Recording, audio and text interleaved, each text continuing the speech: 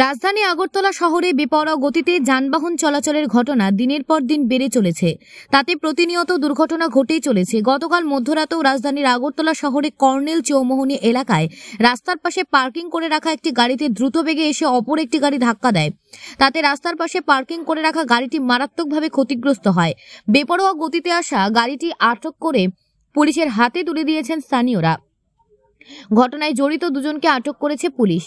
তারা মদমত্ত অবস্থায় ছিল। ক্ষতিগ্রস্ত গাড়ির মালিক জানান, ক্ষতিপূরণ দেওয়ার কথা বলা হলে অভিযুক্তরা নিজেদেরকে শাসক দলের লোকজন বলে দাবি করে পাল্টা হুমকি দিয়েছেন। তাতে স্থানীয় জনগণ তীব্র ক্ষোভ প্রকাশ করেছেন। অন্যায় করার পর অন্যায় ধামাচাপা দেওয়ার জন্য শাসক দলকে ব্যবহার করে দলের ঐতিহ্য কলঙ্কিত করার চেষ্টা করেছে তারা। অভিযুক্তদের বিরুদ্ধে কঠোর আইনি ব্যবস্থা গ্রহণের দাবি উঠেছে। পুলিশ এ ব্যাপারে মামলা গ্রহণ করে ঘটনার তদন্ত শুরু করেছে।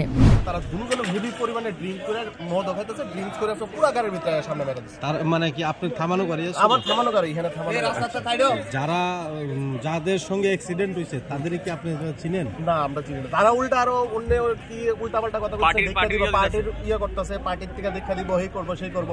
তারপর কতজন আসলো? তারা দুইজন আসলো। তারা এই সব কথা কয়ে উল্টা পার্টির নাম খারাপ করতে। তারা কি মদমত্ত অবস্থা? মদমত্ত দুজনে মদ খাইতেছে গাড়ির ভিতরে। কোন জায়গা এটা? এটা হচ্ছে কর্নেল চৌক। আপনার বাড়ি কোনখানে? আমার বাড়ি বর্দোয়ালি। গাড়ি কি আপনার কত রেস্টুরেন্টের সামনে? কিরকম ক্ষতি হয়েছে গাড়ি?